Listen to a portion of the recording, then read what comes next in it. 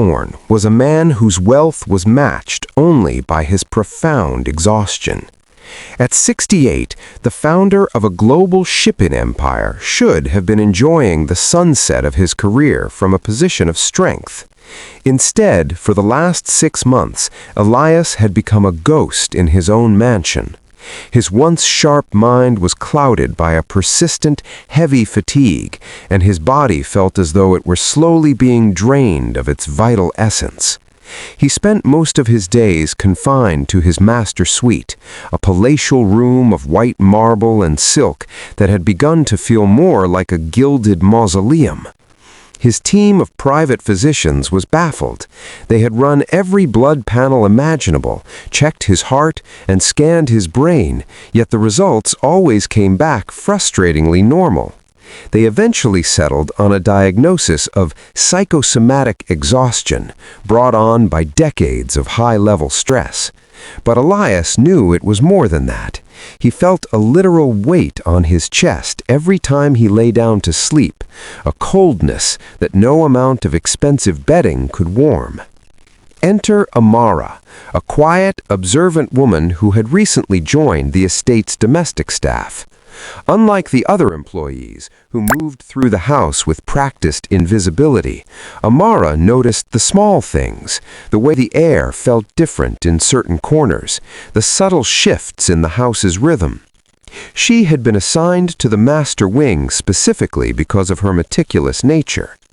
On a humid Tuesday morning, while Elias was gripped by one of his deep, unnatural slumbers, Amara began her deep clean of the master suite.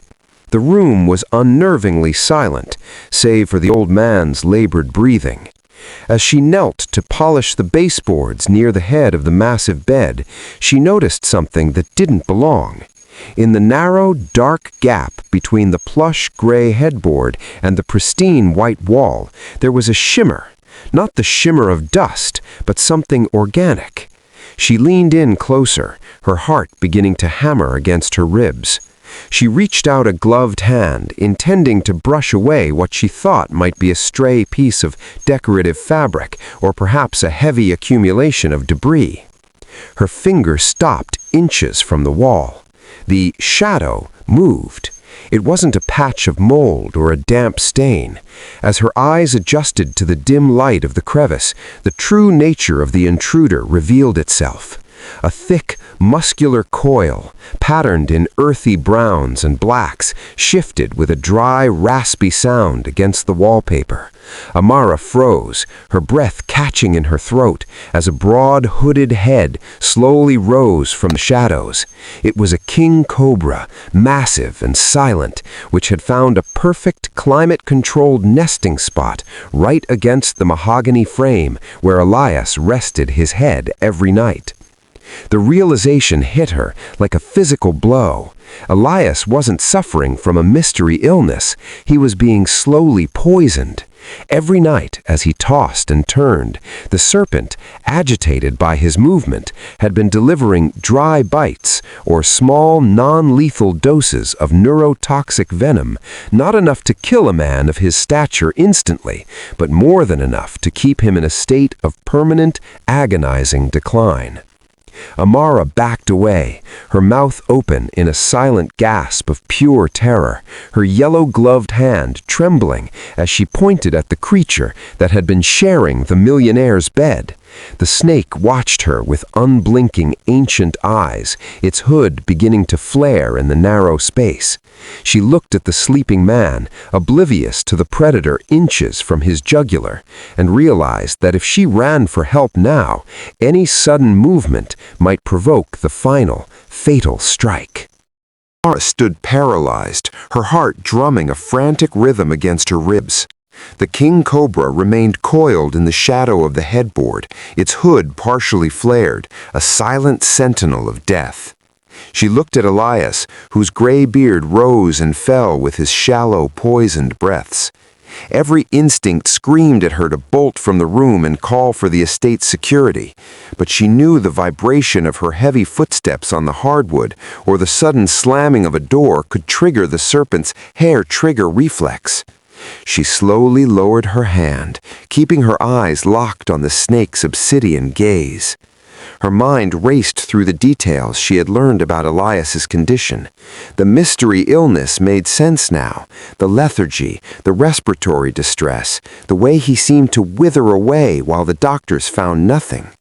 The cobra hadn't been hunting him for food. It had claimed the warmth of the bed's heating element as its territory, defending it with small, venomous warnings whenever Elias moved in his sleep. Taking a shallow breath, Amara realized she couldn't wake Elias. If he startled awake and saw the creature, his thrashing would be his death warrant.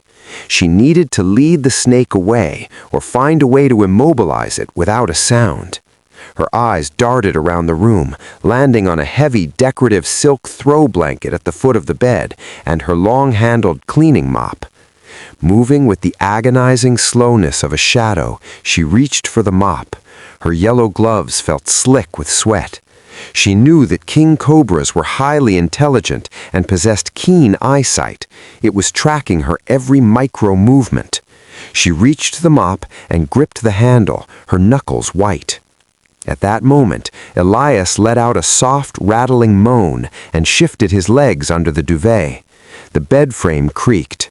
The cobra's head snapped toward the movement, its forked tongue flickering to taste the air, sensing the heat and vibration of its adversary. It rose higher, its hood expanding to its full, terrifying width, overshadowing the sleeping man's head. "Please, no," Amara whispered, a sound so faint it barely disturbed the air. She knew she had seconds. Instead of striking at the snake, which would only result in a chaotic struggle, she remembered a technique she had seen in her village years ago. She took the silk throw and, with a sudden but controlled flick, draped it over the headboard, creating a visual barrier between the snake and Elias. The snake struck, not at Elias, but at the shimmering fabric. The muffled thud of its head hitting the silk echoed in the quiet room. Elias stirred, his eyelids fluttering. "Mr. Thorne, do not move. Whatever you do, keep your eyes closed and slide toward the left side of the bed, now." Elias, confused and groggy from the neurotoxins in his system, started to turn his head toward the right, directly toward the hidden predator. "No, left!" Amara hissed, her voice cracking. The cobra, entangled momentarily in the heavy silk, hissed, a sound like escaping steam. It began to thrash, trying to find its bearings. Amara lunged forward, not to kill the beast, but to grab Elias's arm. She hauled the frail man toward the edge of the bed, just as the cobra tore through the silk, its fangs bared and dripping with amber venom.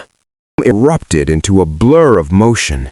As Amara hauled Elias from the mattress, the man's legs tangled in the heavy sheets, dragging him down to the floor with a heavy thud. The sudden movement sent the king cobra into a defensive frenzy.